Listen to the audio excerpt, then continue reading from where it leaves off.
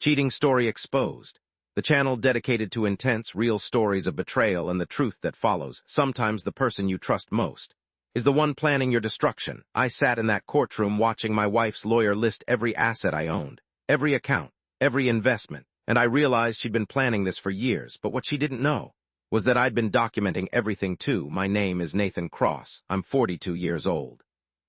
And this is the story of how my 15-year marriage ended, and how the divorce that was supposed to ruin me exposed a fraud scheme that sent my wife to federal prison. It started on a Tuesday evening in March. I came home from work around 7, which was normal for me. I'm a forensic accountant, which means I spend my days analyzing financial records, looking for discrepancies, finding fraud. The irony of what was about to happen isn't lost on me. My wife, Catherine, we called her Cat, was in the kitchen. Our 2 kids, Olivia, who's 13, and Connor, who's 10, were upstairs doing homework. Everything looked normal, felt normal. Cat turned to me with this expression I'd never seen before, calm, cold, rehearsed. "Nathan, we need to talk." Those 4 words, you never hear those 4 words before good news. She told me she wanted a divorce, not that she was unhappy, not that we should try counseling, just a flat statement. She wanted out.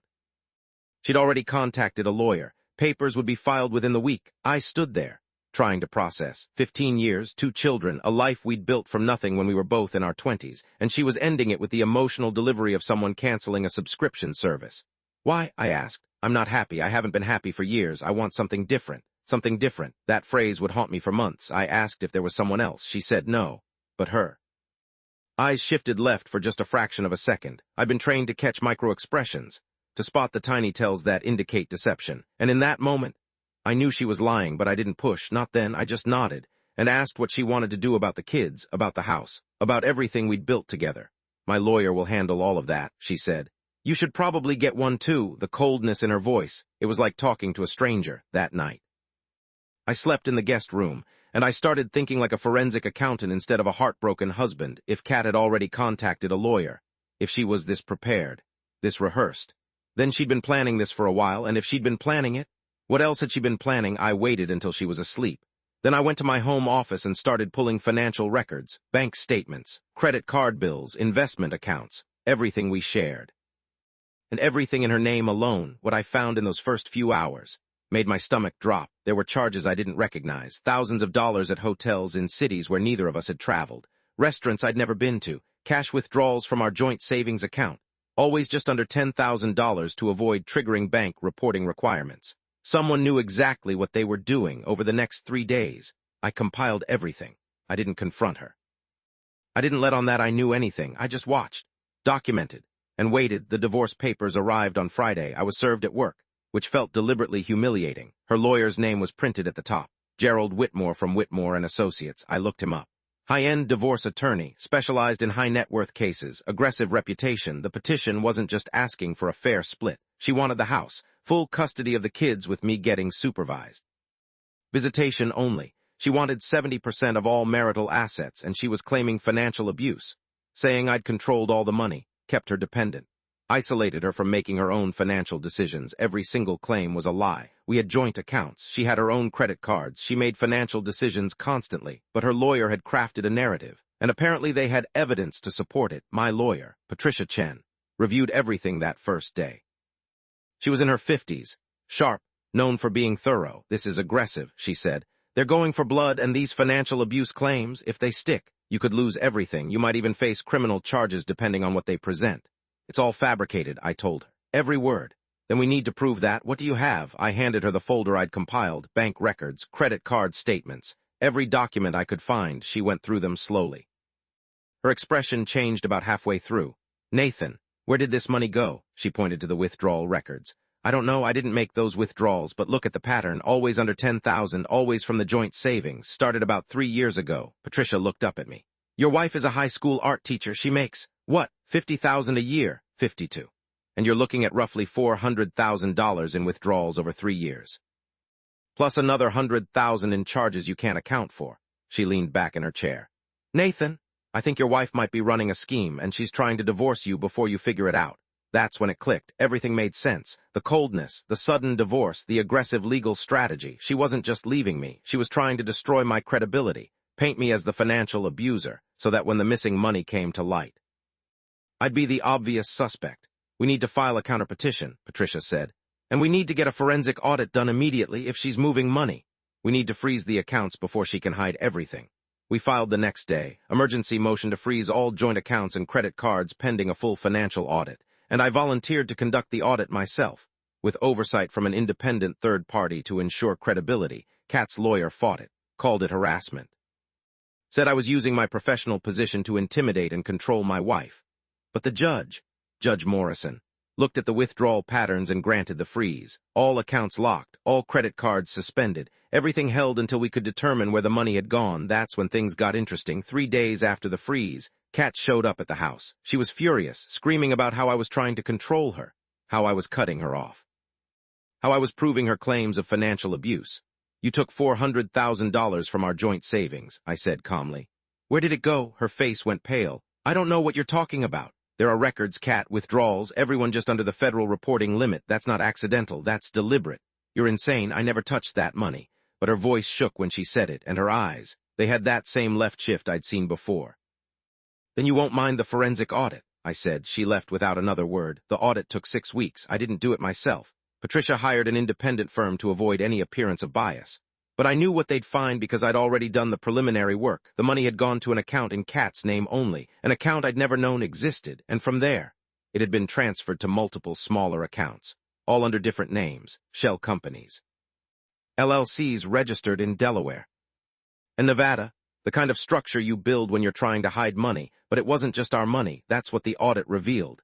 Kat had been running a side business for 3 years. She'd been teaching private art lessons, which was fine, except she'd been collecting cash payments and not reporting any of it to the IRS. She'd made over $200,000 in unreported income, and she'd been using our joint accounts to launder it, moving cash in, then transferring it to her hidden accounts, then moving it through the shell companies to make it look legitimate. She'd essentially been using our marriage and my reputation as a financial professional as cover for a tax fraud scheme. The audit report was damning. 167 pages of evidence, detailed transaction records, bank statements, IRS filing discrepancies, everything documented and verified. We filed it with the court, along with a motion to dismiss all of Kat's claims and a counterclaim for fraud, misappropriation of marital assets, and a request that she be held financially responsible for any tax penalties or legal consequences.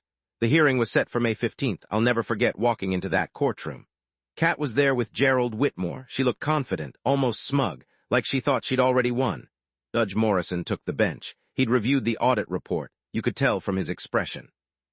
Whitmore went first. He presented Kat's case, the same narrative about financial abuse, how I'd controlled everything, how she'd been afraid to question me. He even had witnesses, her sister, a friend from her book club, both claiming I'd isolated Kat, made her dependent. It was a masterful performance if I hadn't known the truth. I might have believed it myself. Then Patricia stood up. She didn't start with the audit report. She started with the withdrawals. Put them up on a screen for everyone to see. The dates, amounts, the pattern of staying just under $10,000. Your Honor, these withdrawals show sophisticated knowledge of federal banking reporting requirements. Someone deliberately structured these transactions to avoid detection. That's not the behavior of a financially abused spouse. That's the behavior of someone committing structured currency fraud, Whitmore objected. Said the withdrawals proved nothing, could have been for legitimate expenses. Patricia smiled. Let's talk about where the money went then. She presented the hidden account, the shell companies, the unreported income, every detail from the audit, and then she dropped the bomb. Your Honor, we subpoenaed Mrs. Cross's phone records, and we found something interesting. She put up a new document, text messages between Kat and someone named Derek Flynn, hundreds of messages, going back 4 years. Derek wasn't just her affair partner, though he was definitely that. He was a financial advisor, and the messages made it clear. He'd been the one helping her set up the scheme, teaching her how to hide money, helping her create the shell companies, planning the divorce strategy with her. There was one message in particular, from 6 months before she'd asked for the divorce. Once you're divorced, we can move everything offshore. He'll never find it, and if he does, you'll already have the financial abuse narrative established. He'll be too busy defending himself to come after us. The courtroom went silent. Judge Morrison looked at Kat. Mrs. Cross, do you have anything to say? She just sat there, frozen. Whitmore whispered something to her, but she didn't respond. I'm dismissing all of Mrs. Cross's claims with prejudice, the judge said. Furthermore, I'm ordering an equal division of all legitimate marital assets. Mrs. Cross will be required to return all funds improperly withdrawn from joint accounts, plus interest, and I'm referring this matter to the IRS. Criminal Investigation Division and the U.S. Attorney's Office for potential prosecution. He brought his gavel down. It was over, but it wasn't really over. The federal investigation took 8 months. They looked at everything. The unreported income, the shell companies, the structured withdrawals, and they found Derek Flynn, who turned out to have been running similar schemes with 3 other clients. Kat and Derek were both charged with conspiracy to commit tax fraud, money laundering, and structured currency violations. Derek took a plea deal and testified against her. In the end, Kat was convicted on all counts. She was sentenced to 4 years in federal prison, plus restitution of over $600,000 to the IRS. Everything she'd tried to hide, gone, and her teaching license, revoked, her entire career, destroyed. I got full custody of Olivia and Connor, the house. Everything we'd built legitimately, and I got something else too. Something I never expected, the shell companies Kat had set up. They were in her name only, which meant when she was convicted, they became part of the restitution case. But there were assets in those companies. Investments Derek had made with the laundered money, stocks, real estate holdings, things that had appreciated significantly after the IRS took their share, after Derek's other victims were compensated. There was still over $900,000 left. And because those assets were technically marital property, acquired during our marriage, even though they were from illegal activity, I had a claim to half. My lawyer fought for it, argued that I was a victim of Kat's fraud just like everyone else, that I'd lost years of financial security because of her schemes, that our children deserved compensation for losing their mother to prison. The judge agreed, awarded me $700,000, more than Kat had stolen, more than she'd tried to hide. Money that came from her own illegal scheme. I put most of it into trust funds for Olivia and Connor. Their college education is paid for. They'll have something to start their adult lives with, something good that came from something terrible. It's been 2 years since the divorce was finalized. Kat's still in prison. She'll be released in about 18 months. I don't know what her life will look like then. No career, no money, a felony record. The kids talk to her on the phone sometimes, but it's awkward. They're angry. They don't understand why she did what she did. I don't understand either. Not really. $400,000, was it worth it? Was it worth losing your children, your freedom, your entire life? I think about that Tuesday evening sometimes, when she stood in our kitchen and told me she wanted a divorce, how cold she was, how calculated. She thought she'd planned everything perfectly. Thought she was 10 steps ahead, but she forgot one thing. She forgot that I do this for a living. I find fraud, I trace money, I catch people who think they're smarter than the system, and she forgot that when you betray someone, when you try to destroy them, you better make sure they don't have the tools to fight back. Olivia asked me last week if I was happy Mom was in prison. I told her no, I'm not happy about any of this. I'm not happy our family broke apart. I'm not happy she has to visit her mother through glass. I'm not happy Connor cries at night sometimes because he misses her. But I'm also not sorry for fighting back. I'm not sorry for exposing the truth. And I'm not sorry for protecting our future. Kat wanted a divorce for money. She wanted to take everything and disappear with her lover. She wanted to frame me as an abuser while she played the victim instead. I exposed her fraud, I protected our children, and I won more than she could ever dream, not in money, but in truth, because in the end, that's what matters, not the assets, not the prison sentence, not the restitution, the truth, and the knowledge that when someone tried to destroy me, I had the strength and the skills to survive it. My life isn't perfect now. I'm a single dad working full-time and trying to help 2 kids process trauma they never should have experienced. But we're okay. We're building something new, something honest, and that's worth more than any amount of money Kat ever tried to steal. That courtroom. That moment when the judge read his ruling.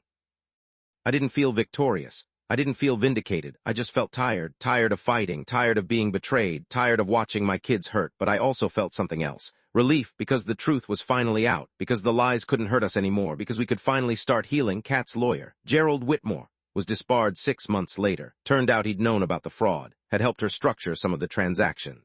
Derek Flynn testified to that too.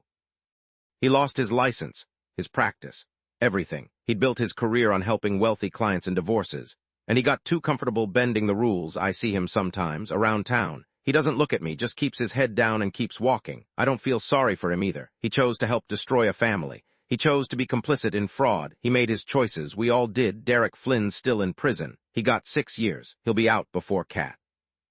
I wonder sometimes if they'll reconnect when they're both released. If they'll try to build a life together after everything they destroyed. But I don't think about it often. They're not my problem anymore. My problem is helping Connor with his math homework, making sure Olivia gets to her volleyball games, keeping the house clean and the bills paid and our lives moving forward. It's simple. It's ordinary. And after everything that happened, ordinary feels like a gift. I haven't dated Since the divorce, haven't even thought about it, really. Trust isn't something that comes easy anymore. When your partner of 15 years, the mother of your children, turns out to be a criminal who was systematically betraying you for years, it changes how you see people. My therapist says that's normal, that it'll take time, that I'll know when I'm ready. But honestly, I'm not sure I'll ever be ready. And maybe that's okay too. Some betrayals are too deep to forget, too fundamental to fully recover from.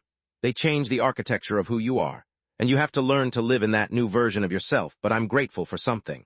I'm grateful I found out. I'm grateful I fought back. I'm grateful the truth came out before she could disappear with everything we'd built, because if I hadn't noticed those withdrawals, if I hadn't started investigating that first night, she might have succeeded. She might have taken everything, framed me for her crimes, disappeared with Derek and the money, and I'd be the one facing charges. The thought keeps me up sometimes. How close I came to complete destruction, how much I stood to lose, how carefully she'd planned it. But I also think about something else, about how resilient people can be, about how you can be blindsided by betrayal, devastated by lies, face the worst someone can do to you, and still survive, still rebuild, still find moments of joy and peace and hope. My kids are those moments. Connor's laugh when we watch stupid movies together. Olivia's excitement when she spikes the winning point in volleyball. Sunday morning breakfast, walks in the park. Small, ordinary moments that add up to a life, not the life I planned, not the life I expected, but a life that's real, that's honest, that's ours, and in the end, that's what Kat lost, not the money, not her freedom. She lost this, she lost us. She lost Sunday morning breakfast and volleyball games and movie nights. She lost watching her children grow up. She lost being part of their lives in any meaningful way. She chose money over family. She chose deception over truth. She chose a scheme over a marriage, and she paid for it with everything that mattered. I won the divorce. I won the legal case. I won the money. But that's not really what I won.